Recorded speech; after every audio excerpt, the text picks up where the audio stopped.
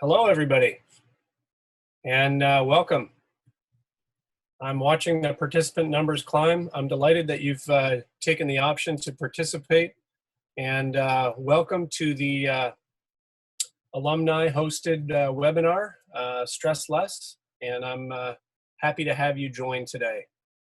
I'm hoping that we can have an interactive chat. That's the kind of chat that I'm used to, is a facilitated discussion. Per my credential, I'm a psychologist at the Student Wellness Center, and I'm happy to have this opportunity to talk with you about stress less. So the first thing is just to give you a bit of an overview here. What I'm hoping to do in our time today is talk about the difference between stress, anxiety, and fear. We'll have a little bit of a discussion about that together. We want to talk about stressors. What are some of the things that are stressing you out right now, apart from COVID-19, which is the obvious? Stress physiology. What does stress feel like in your body? Because everybody wears their stress differently. And then what do you already know about stress management? This will be a look at the wisdom that's in the room already around some things that you know to do. It doesn't mean that you're doing them, but it means at least these are things that you know to do.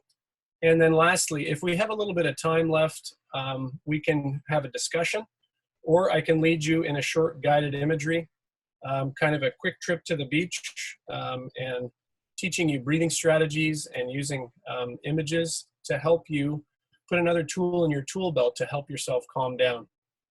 Those resources are also available on the Student Wellness Center website at wellness.mcmaster.ca.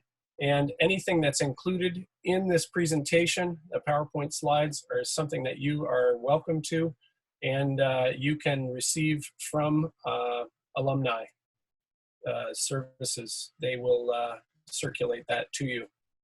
So to begin with, Dave's in the background from Alumni Services. He's going to be helping me out, and he is going to welcome anyone who wants to participate. You can participate using the chat, but if you raise your hand using the raise your hand function, he will actually promote you to panelist, and you can speak in response to the question.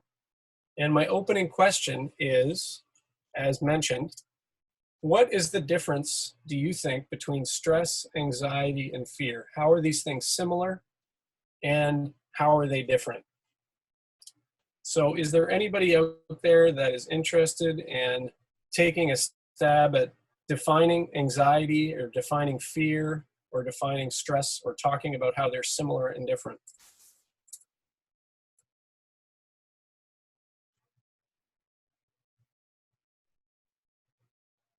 Boy, I do love the audience participation. It's a little bit more challenging this way. I know Dave's out there hunting around. Okay, so I've got a chat from Nizard. Stress can be good or bad. Anxiety is permanent, and fear is an emotional body reaction. Wonderful. So I love the piece that you have highlighted here. And when we talk about stress, and yeah, again, Dave is reminding you that if you want to raise your hand using the hand raising function, you can actually, you can speak to this so that everybody can hear you. But I'm happy to have you participate via the chat as well, and thank you for that. So just to reiterate, thank you for highlighting the fact that sometimes when we think about stress, we think about it as something that's negative, but stress is something that can be both positive or negative. If you think about situations that have occurred in life, sometimes you have something like you get a new job, or you get a new position as a graduate student, or you graduate, and now you're looking for employment. Your graduation is a positive event. Accepting a graduate position is a positive event, but it also comes with stress, because you're aware that there are new demands placed on your time. So once again, something positive can actually be a stressor. We very much think about stress as being a negative, and that is one definition I think about when I think about it is sometimes it's the too much to do and too little time. So if you think about sort of how big your plate is, If you feel like you have this much stuff to do and you feel like you have only this much resource in terms of time or emotional energy, that's a point at which you're going to find stress. So Hillary just joined in and talked about where they're similar, and there certainly are similarities. There's, you know, if you look at this like a Venn diagram, there's very much the case that stress and anxiety and fear, they live in a family. They definitely have some similarities because our body responds to some of these things. Now, when we talk about anxiety and fear, it's important to tease out, despite the similarities, how they're different. Can anybody think of ways in which anxiety and fear might be similar, but also might be different? What do you think? Or give an example of a fear situation versus an example of an anxiety situation. I can jump in, Nathan, if that's Okay. all good. Okay. So I have one person saying anxiety can cause fear, and Dave's going to make a comment right now. So go ahead, Dave. Yeah, I think that, I don't know why, but I associate maybe anxiety less with danger, if that makes sense. Okay.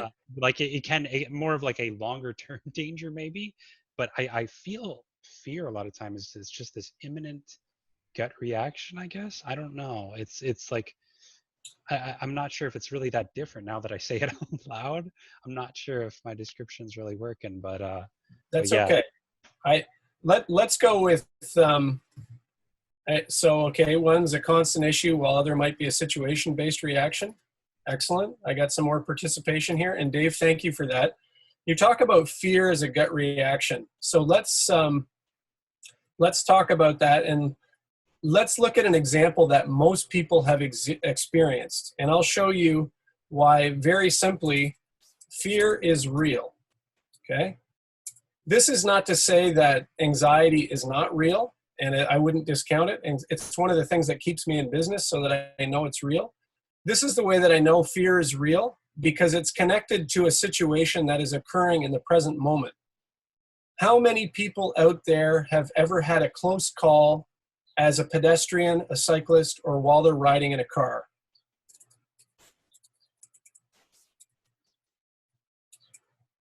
This is a real situation.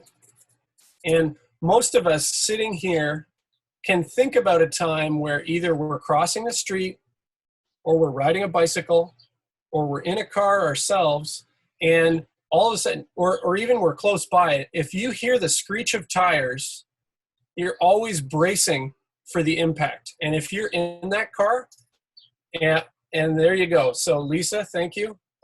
She was in a situation, maybe somebody pulled into your lane, didn't do a shoulder check, and another car almost hit you, and you have an instantaneous reaction. You have no choice.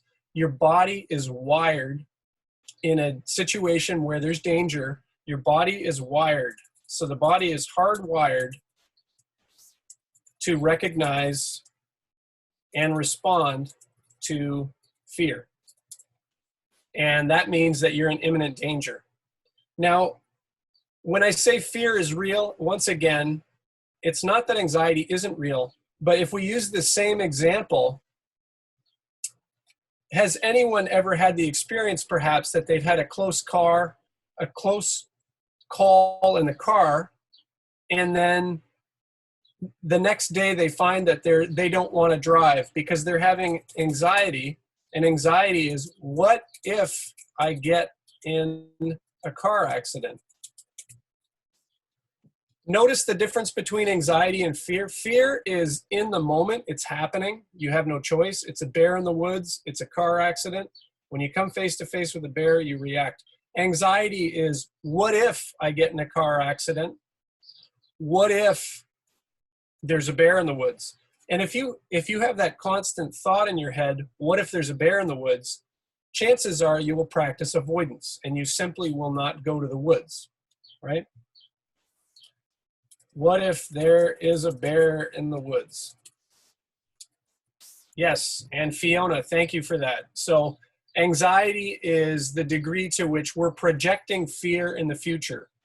And our fear could be about dogs, snakes, and airplanes. That's called a simple phobia. Our fear could be about the experience of fear. What if my heart gives out? What if my mind can't handle the pressure and I go crazy? This is called panic.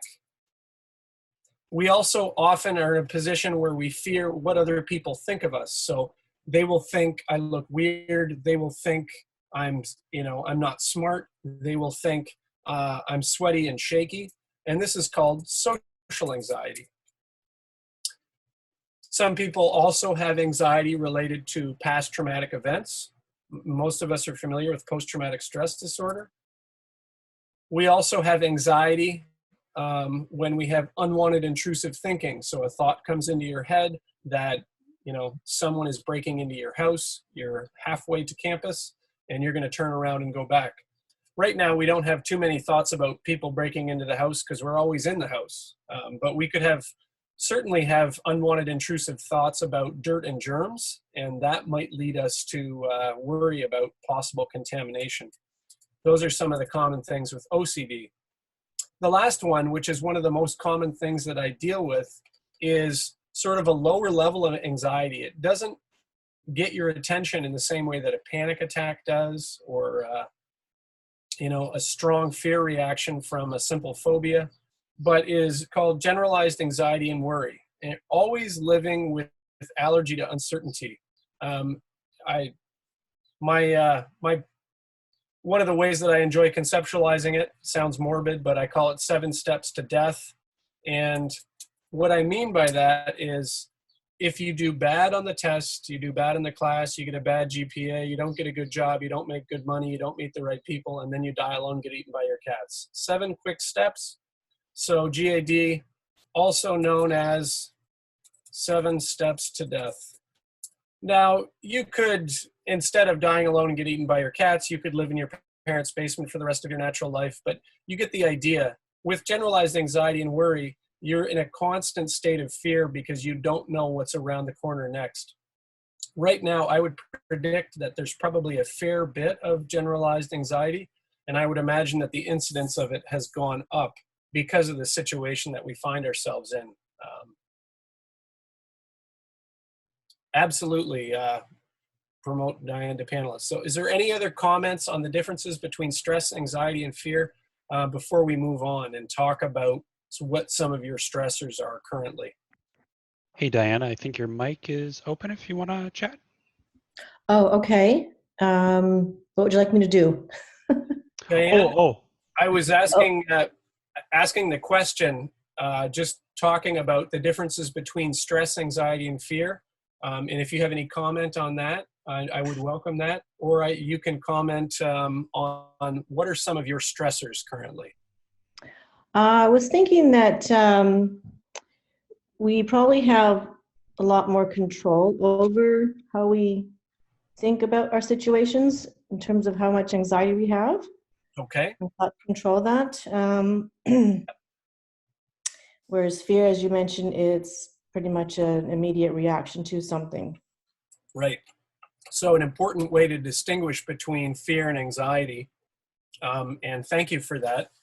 Fear, at some level, we have no choice. If we're in a close call situation with a large wild animal or a 4,000-pound vehicle, our body is going to respond with fight or flight. And it's a good thing that we're wired that way.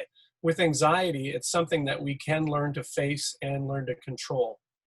I appreciate that. That's one of the things that very much keeps me in business. So thanks for the plug. And I can appreciate that people also can have success doing that on their own. So thank you for that, Diane, in noticing the difference between anxiety and fear. Are there any other comments before we go on? Noticing the difference between stress, anxiety, and fear?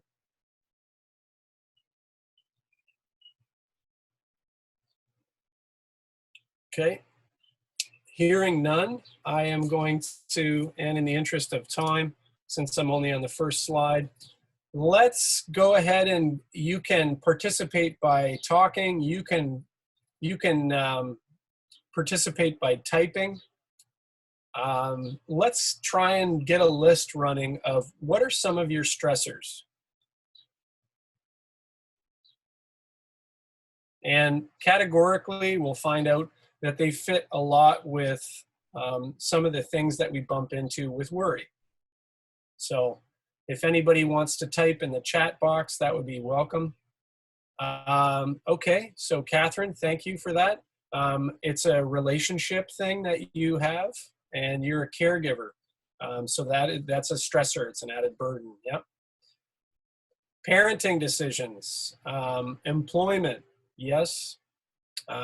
Work and colleagues, again, both an employment issue, but also a relationship issue. Good. Career, looking for employment, looking for a relationship. Okay, and we got a heavy duty one in there, again, around a relationship issue and a potential impact on life. Yep. Yes. Kartiga, yeah, 30 years old. And the idea of wasted time, again, one where we look at, is this a relationship issue? Is this education, career, finance? Yep. Work-life balance, health, geopolitical, absolutely.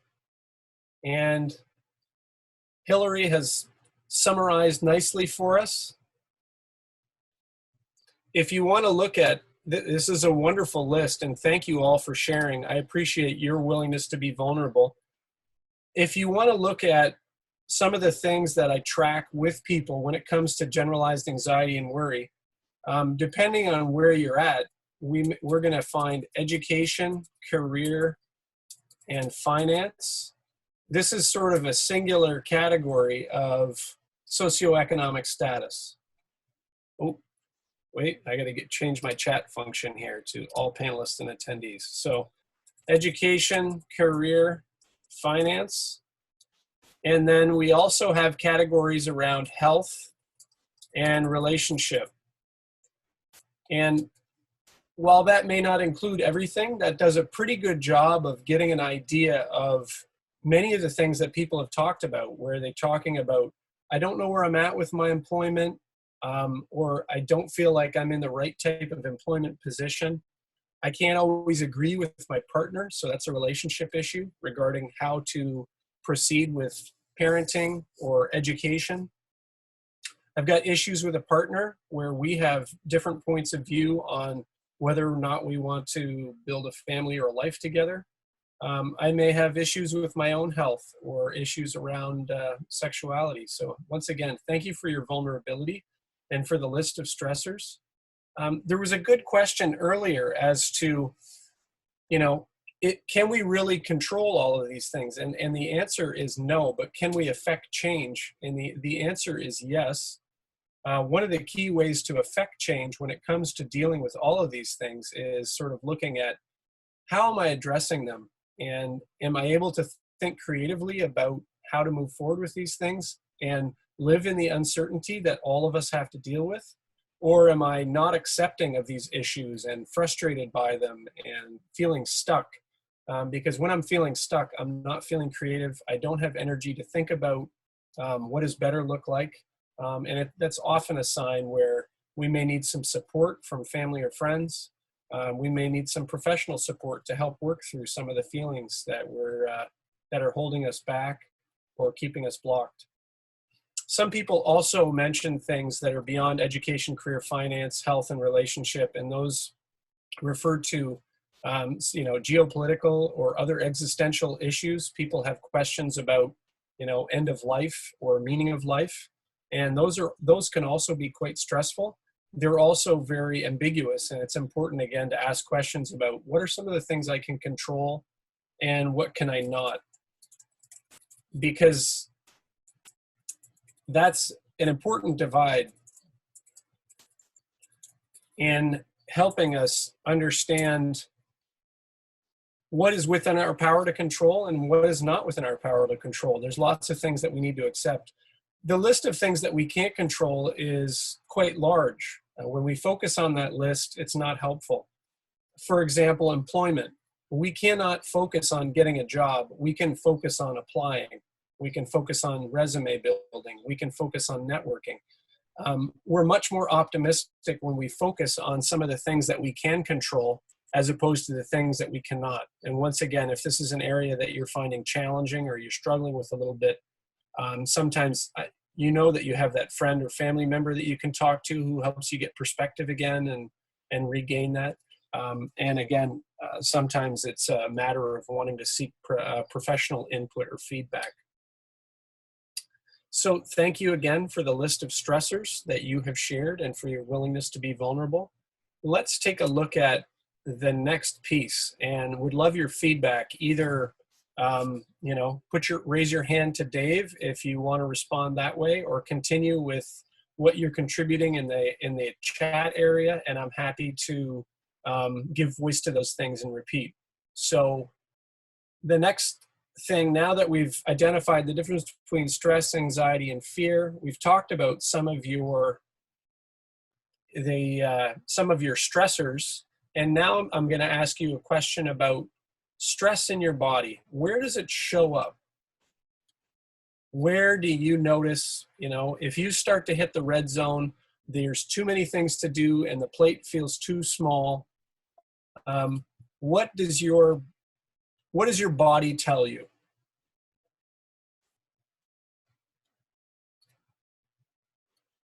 Okay, back pain, pimples, chest compression, headaches, stomach aches, palms, cheeks, neck and shoulders, gut sleep, muscle pain, increased heart rate and breathing increases, fatigue, increased heart rate and dry throat, shut down and go to sleep. Okay, so we've got a broad range of feedback around what does this actually look like? Oh, teeth clenching, very good. So from top down, we've got headaches, and I had a few people in that category. Thank you for that. Some people are jaw clenchers, and you either clench your teeth while you're awake. It's much harder to control that when you're sleeping, and if you carry that stress with you. And some of you maybe have visited your dentist, and your dentist is like, hey, why don't you try this nice hockey mouth guard? And they give you a bite guard for at night because they recognize that clenching your teeth is one of the ways that stress is showing up. And at times of high stress, your jaw and your teeth are going to take the hit. Working our way down the body scan, some people have reported that when they're stressed, they notice that they actually are experiencing an increase in their heart rate or heart palpitations. So that would be another thing that happens. Some people will wake up feeling like they report feeling like they have a weight on their chest, and they know that they're stressed because they're experiencing that feeling of chest compression. And again, the chest compression, if everything's feeling heavy, if you feel like you're dragging extra weight around with you, that's might be synonymous with what some people are reporting as fatigue. Working our way down, another place that's important to pay attention to, you know, I really like the Goldilocks and the three bears analogy. If you look at your gut, for some people when they're stressed, they quite literally are sort of eating themselves up from the inside out, and increases in stomach acid can actually, you know, cause problems. You might notice that you have some ulcerations in your stomach lining or other places. This can be definitely one of the factors. It's a warning sign of stress. And for other people, if we move on down from the stomach, then we can move on down to, you know, your gastrointestinal system as a whole. And the Goldilocks and the three bear stories is about your, you know, your bowel movements. Apparently, I like to talk about poop a lot. I'm just going to throw that in there. It's out there on my my reviews, apparently, in terms of the work that I do as a therapist. But in terms of your bowel movements, if things are a little bit too tight and compressed, that may be a sign of stress. If things are a little bit too loose and your bowels are coming out, you know, more like diarrhea, that could also be an indication of stress. And as in Goldilocks and the three bears, if we're somewhere in the middle, that's probably the place that you want to be, right? So we all remember the story of the one porridge being too hot, one porridge being too cold, and one was just right. So keep that in mind. It's another place for where we might find stress. So up here in the head, here in your thorax, right? Your heart rate, blood pressure, hypertension is sort of your stress readout, chest compression, but then also your GI tract in your stomach, or even other aspects of your gastrointestinal system. So once again, this is the next piece that we were going to cover, which is this is good for awareness. So if you're not always sure of when you're stressed, your body will tell you. Other things that haven't been mentioned, but you might notice, perhaps others of you, if you've ever had a muscle twitch, if you've overused your muscles one day, you may notice, again, I think some people said backache, but you may also get a muscle twitch. It just sort of involuntarily bounces back and forth. Some people also have that in their eye. If they have a lot of eye strain, then their eye will start to twitch a little bit. Another good thing to watch out for. And it's sort of an indication that you're reaching a little bit of red zone. And your body is telling you, hey, stress level's pretty high. Stress is not bad. And in all the research, one of the things that has stood the test of time around stress is called the U-shaped curve. So too little stress is problematic. I guess it's Goldilocks and the Three Bears again. Too much stress, it can also be problematic and will affect performance. So we're looking for sort of that just right place where we're highly engaged. We're being asked to do something and it's requiring a lot of our resource, but we're feeling good while we're doing it. So once again, thank you for your participation on that in the chat. I really appreciate your willingness to be vulnerable and participate. And that's a little rundown on stress in your body. So the whole presentation here of our hour, I always say that the first half is about talking about stress and stressors. If you didn't feel stressed before you came to this webinar, you might be experiencing a little bit right now, because we're rubbing all of your stressors in your face. We're talking about how wound up you feel in your body. And for the latter half, and we're on the downward train here, we've spent about 30 minutes so far. Let's spend a little bit of time talking about what do we know about how to relax, how to unwind, how to address some of the stress so that we can really stay on top of it in ways that are hopefully healthy. There may be some things that you list there as well in terms of stress management that may not be as healthy. And so I welcome, again, you feel free to raise your hand and participate using speech. And Dave will do that, but also welcome. Okay, Sarah has participated. Taking a walk. Lots of people doing that right now. It's legit. Exercise, meditation, and yoga, and I love the active strategies. Sleep can be useful as long as it's not too much. Exercise and good eating, journaling, running in nature, and then a glass of wine, everything in moderation, wonderful. Baking, Sherry's everybody's best friend there. She bakes, stress bakes, and then she shares it with her friends. Talking with people and socializing is a wonderful way to go. And Alexander, thank you for that. The eating sweets is a wonderful way to do that, everything in moderation. Painting. Painting is a wonderful hobby, and whether you do that in terms of watercolor, landscape, or just painting the wall a different color, you're probably in a flow state while you do that and derive a lot of satisfaction from changing your environment and mixing it up a little bit. Mindfulness meditation, thank you for that, and we'll talk more about mindfulness and relaxation as we move toward the end of our time together. Breathing out, yeah, in with the good air, out with the bad air. Pets are a wonderful way for us to relieve stress.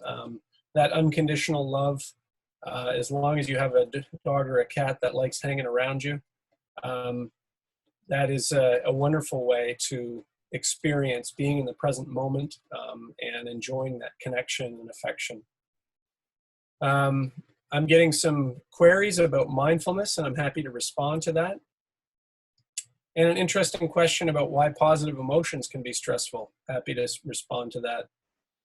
Listening to music, and yes, connecting with others, talking with a trusted friends. So there were some questions about mindfulness and a question about, can positive emotions actually be stressful? So I'll take the first question about mindfulness, and I am by no means a mindfulness expert. I have put some mindfulness videos up. Again, the location is wellness.mcmaster.ca. You're welcome to access those at any time. My basic understanding of mindfulness is learning to be in the present moment, because when we live in other spaces, we live either in the if only, right? We're looking backwards, we're wistfully nostalgic. We think, man, if only I had stayed at that job longer, or if only I had interviewed for that position instead, if only I hadn't stopped dating, or if only I'd stopped dating earlier, such and such a person, then my life would be different. And that's living in the past. In the case of anxiety, much of it is living in the future. What if, staying with this person is the wrong decision? What if staying at this job is the wrong decision? Being in the present moment is just noticing. It's sometimes noticing physically the way the chair is supporting you, noticing physically, if you're feeling hungry, if you're feeling thirsty, some of those things. But it's just paying attention to it. It's not an immediate need to do anything about it. It's just noticing. That's been my sort of go-to description around mindfulness. But being in the present moment has to do with an awareness of your senses and being able to stay in the here and now. Now, a lot of people struggle with that, and when they think about mindfulness, they're thinking about sort of Zen master skills that allow them to clear their mind and almost feel weightless and egoless, like they're on an interesting LSD trip or something of that nature. But once again, I think mindfulness can be practiced in lots of ways, and perhaps you can connect with some ways in which you've had that experience. We commented on painting, we can comment on things like gardening, but when you're in a flow state, time passes quickly, you have a high sense of satisfaction and enjoyment. In a flow state, in effect, with that high degree of absorption and engagement, is a very present thing, and that's part of what accounts for having a hard time accounting for time and why it moves so quickly. So if you're interested in flow states, that would be an interesting thing to research. In terms of cultivating mindfulness, that is your ability to be in the present moment, and you can do so through breath meditation. You can do so through a lot of different types of meditation. You can also do so through relaxation strategies and yoga. One of the assignments that I give to people who are high in anxiety and struggle with quieting their minds to practice mindfulness is progressive muscle relaxation. Because progressive muscle relaxation is very prescribed. It has to do with introducing tension, holding it for 20 seconds. So if you want to follow along with me right now and just crunch your fists into a really, really hard ball, and we're going to hold on to that for 20 seconds, and we're going to focus all of our attention and just notice what life feels like there in our fists. Notice where you feel the most pinch. Notice where you feel the most tightness. And after we hold that for 20 seconds, then we're going to slowly release it.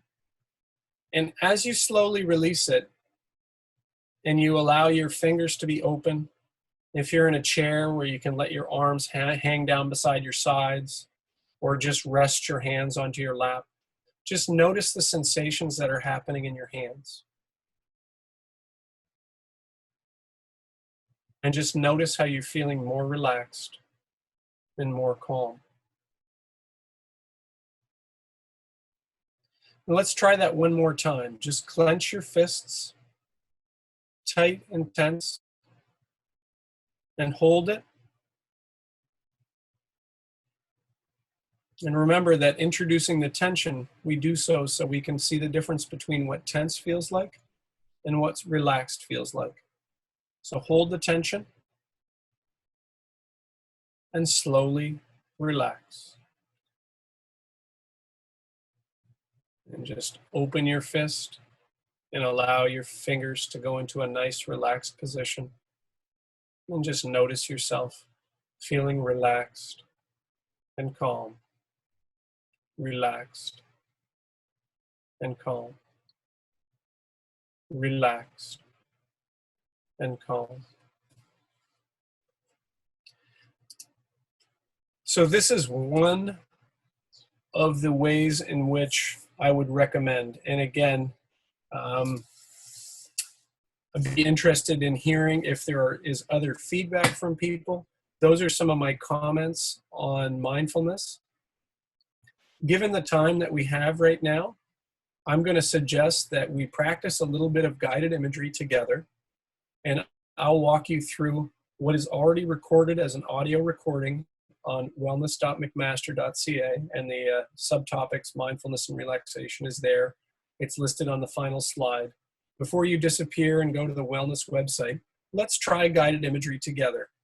And following that, I would love to have a little bit of feedback from you or any questions that you might have as to how this may or may not be helpful for you moving forward. So in the interest of time, let's try the guided imagery. No one's looking at you, and you're not obligated to close your eyes. Sometimes closing your eyes can help you feel like you're in a reduced distraction environment. It's important to sit upright so that your head is balanced between your shoulders. When you do that, good posture helps with your relaxation.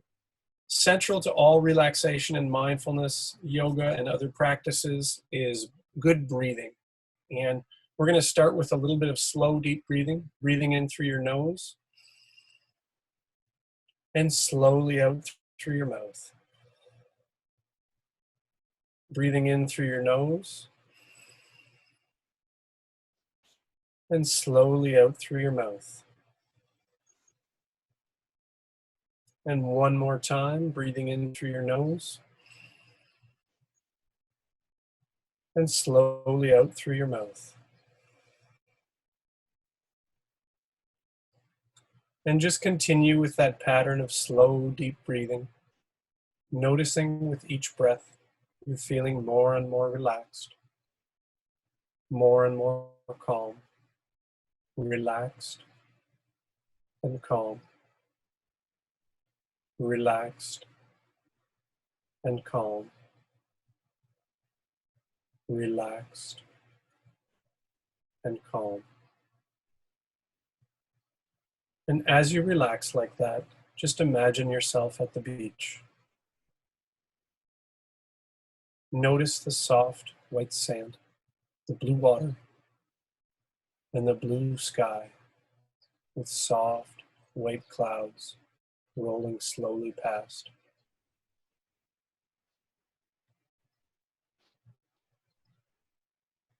Notice the sound of the breeze blowing gently in the trees, the sound of the waves rolling slowly to the shore.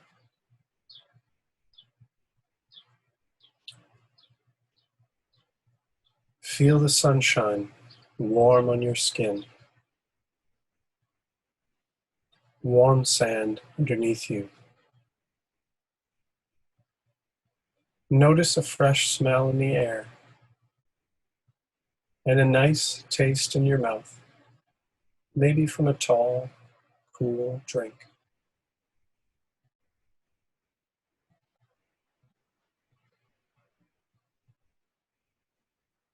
You have no worries or concerns, simply feeling relaxed and calm, relaxed and calm, relaxed and calm.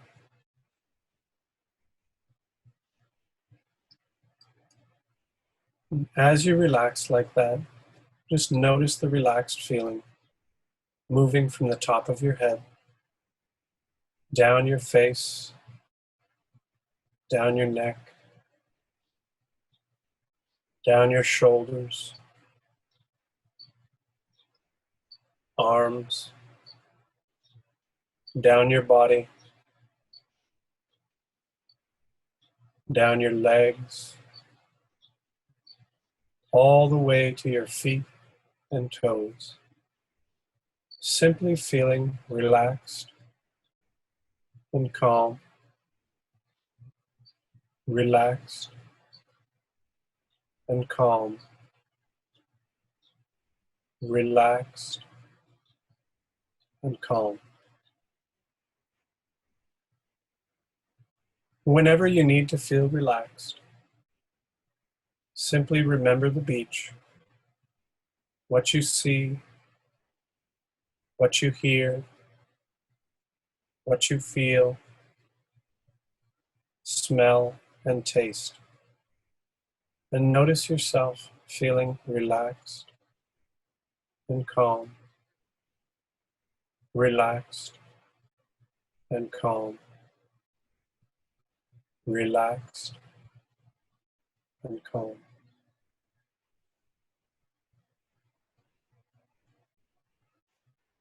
I'm going to count backwards from 5. And when you hear the number 1, you can slowly open your eyes, refreshed and awake. 5, 4, 3, 2, 1. Slowly opening your eyes, refreshed and awake.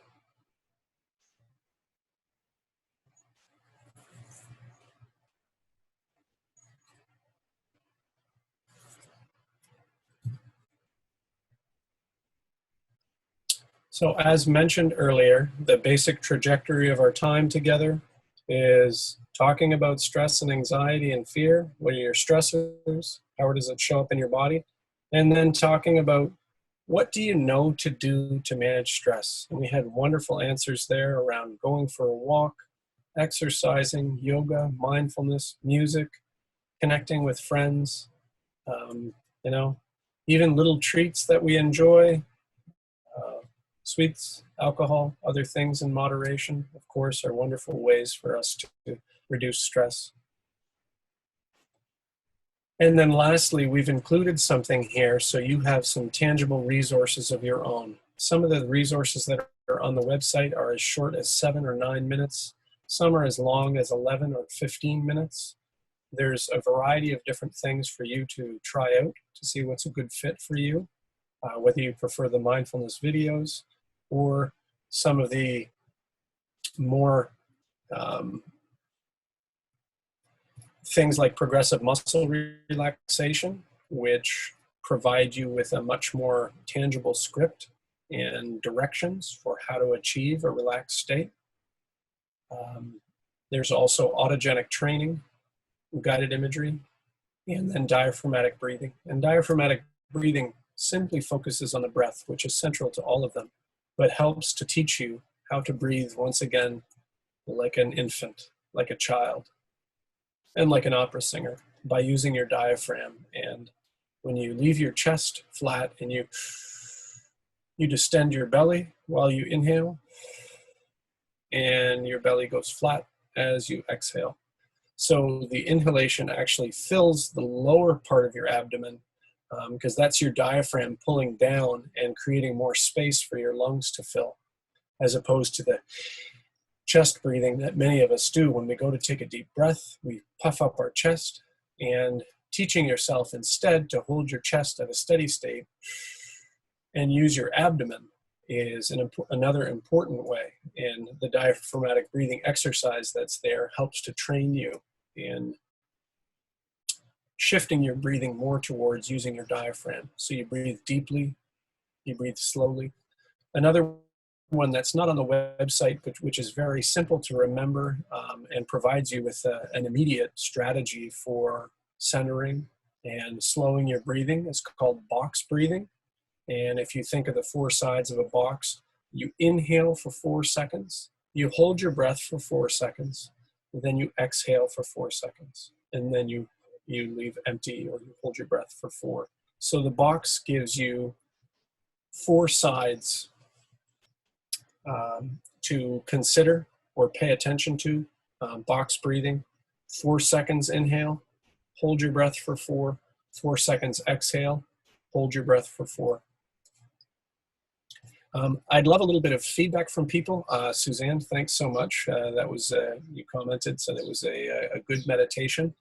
Was there anything that you noticed while participating in the guided imagery that was useful for you or not useful? Or did you notice how you felt during or afterward? I'd love to hear a little bit of feedback from people about the guided imagery. And then certainly your feedback generally about the presentation. As we're coming close to the end of our time together, I would love your feedback. Thank you very much. So you enjoyed the all-inclusive trip to Jamaica and back in 5 minutes or less. Wonderful. Thanks for that, Catherine. Nathan, I did have Brett here had his hand raised. Brett, did you want to Okay. still talk? Okay. Yep. Wonderful. Here, I'll see if I can let Brett on here. Yeah, so I'm getting other feedback from people on the guided imagery. Thank you very much. Sorry, Brett. Brett, go ahead. Oh, he just hit the wrong button. Sorry. Got it. Yeah, Brett.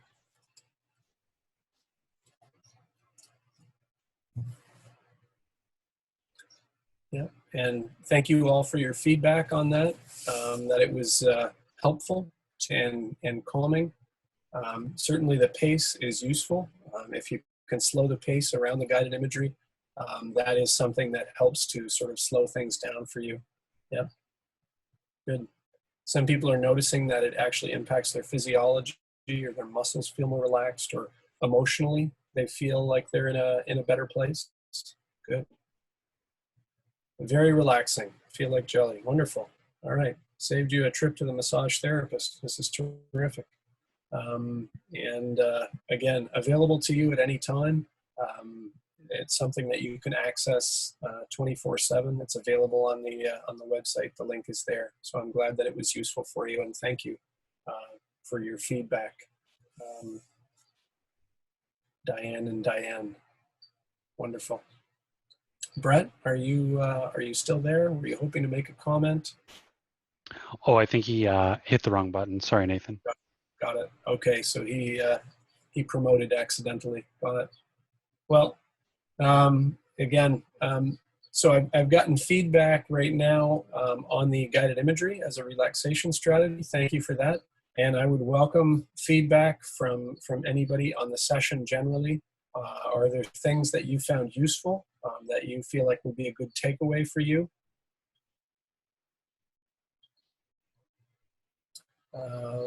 So thank you. So somebody's remarking that things get better with practice. Will I do another session or another topic? I'd be happy to do another topic. And there's a response there from Jess as well, noting that the session will be available for you today. So it's something that you can continue to make use of. I have a question here. Feels like someone is doing something that causes stress that leads to anger. Strategies to use to calm or deal with anger. Difficult to practice these tools when feeling angry. Yes. So thank you for the question. In terms of our stressors, you're touching on an interpersonal situation. So relationship issues. One of the things is to identify what types of issues are hot button. Earlier on, somebody said partner issues around choices with education. But once again, with relationship issues, they commonly fall into finances, intimacy, or power. What I mean by that is we might have different ideas about, purchasing a vehicle. You might want a new vehicle, Rasna, where I would like to buy a used vehicle, which is less expensive, and I'll drive it for 10 years until it falls apart. Now, we need to work that out, and we know that we're going to get upset, and we need to find ways to talk about it. And one of the strategies that I've learned is, I can assist people with that to help reduce the reactivity. So we just stick with the issue and say, oh, I noticed that you've been looking at new cars. Can you tell me a little bit about that? And I can remain curious. The most common things that are fought about in relationships are things like domestic chores, where people end up feeling resentful. And then out of their resentment comes, sniping at their partner. And we want to watch out for things like sarcasm, criticism, accusation, shame, and blame. How come you never do the dishes? How come you always do the dishes? So the SCABS acronym is useful. And one way to combat this is by using a strategy called imago dialogue. Imago dialogue has a sender and a receiver. And in that context, it allows people to have a clear method for just one person talking at a time. The person who's talking is not blaming, not trying to pin something. They're trying to be vulnerable and saying, okay, so Rasna, when you're 15 minutes late and you don't call, I feel anxious and I'm wondering, did something happen to you, or are you okay? And then by the time you show up, I start showering questions. Where were you? Who were you with? And I get pretty upset. And what I'm really afraid of is that I'm going to lose you because, I really care about you. And what this reminds me of from my childhood is that my dad used to be a long distance trucker. I never knew when he was coming home. So life felt very unpredictable to me. So when you're not here, when you said you were going to be here and you didn't notify me that you were going to be late, it makes me really anxious. And when I'm able to be vulnerable with you, I'm going to run into a lot less of blaming, like, how come you're always late, Rasna? And how come I can't count on you? And what's wrong with you? And why can't you get your book together, right? So I don't know if that speaks to what you're talking about. As someone who needs to practice containment, maybe you're the person who is reacting sometimes, and you may want to stop and look at what are you reacting to, and do you tell yourself a story about your friend or your family member or your partner that they don't care about your feelings, or they just think about themselves, because that would be an interpretation of their behavior. And it's not necessarily the case. If that's part of your concern, you also want to look at, like, where are my abandonment issues coming from? Like, so my partner leaves dishes on the counter and my immediate response is anger. And the story I tell myself is that my partner is inconsiderate. They don't know how to take care of themselves. They push everything onto me, and then I react with anger and I blow up. But what I'm really afraid of is that, I'm going to be taking care of this person. I don't feel like I have a partner who's in this with me. And the result is, again, it turns to lashing out. But what I'm really afraid of is that I'm going to be in this caregiver role, maybe like I was in my family when I was younger. And I had to be the one. I was the oldest child. I was always called on to come and cook meals because both my parents were working. I don't know. I'm making a lot of this up right now because I don't have your story. And but I certainly understand that relationships are among the number one stressful thing that people will report, probably ahead of finances even. And when there is strain in their relationships, they often need some strategies to help reduce their stress. But they need strategies for fair fighting rules, and sometimes they need professional support to help figure out how to navigate complex situations. Okay, so thank you for that question. Are there any other questions or comments about the Stress Less session that we've had today? You can put them down in the chat section or the Q&A. Oh, we have a question here. How do you teach toddlers to be mindful and practice it with them in a way that becomes easier to do it independently in the future? Armando, I would suggest that might be an early time.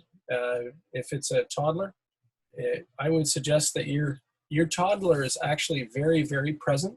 And if you want to experience mindfulness, you want to live in the mind of a toddler, because they are not living in the past, they are not living in the future. The frontal lobe here that gives us the ability to think or plan out our actions is something that, our brain development, it takes a long time, but frontal lobe in particular continues to develop until the age of 25. So I would suggest that with your toddler, a lot of it is ensuring their safety, so child safety gates, hot stoves and stuff like that. Although those can be very powerful single incident learning things. If they burn themselves on the stove, they will have learned the lesson. But in terms of mindfulness, I think our toddlers have more to teach us than we do to teach them around living in the present moment. So if you can see the world through their eyes, even briefly, you will have a wonderful, wonderful taste of mindfulness. Children laugh up to 400 times a day. Adults are lucky if they laugh 40 times a day. Children experience much more happiness and joy than adults do. And we make an awful job of beating it out of them and telling them that, you know, the world is, you got to enter the real world and this is how it is. And really, I would suggest maybe we want to look at it in the opposite direction. So thank you for that question, Armando. And I don't know if that's a helpful answer, but getting down for a little bit of floor time is a wonderful way to be present and be active. Because if you have active little ones like I did, I was constantly chasing them around. I still am. I have 5 children. My daughter's 20. I have a son who's 18, who's 6'7", a son who's 16, and a son who is almost 13, and a son who's 10. So we get together to play a little bit of basketball and volleyball and all manner of things, and it's a wonderful stress reliever for us. Once again, I would like to thank you for your time. If there are any last questions or comments, I would welcome them. But in the interest of time, we will be drawing to a close. If you're interested in the slides and the resources that have been added there, please consult with the alumni folk, and they will happily share that with you. I will put in a shameless plug, and you know I am in private practice on Tuesdays and Fridays. So if you're interested in counseling services, and I would be happy to connect with you if that's something that you feel would be useful for you at this time. I'm listed on Psychology Today. Thank you very much, all of you. And I think we're going to be signing off for today. So thank you very much.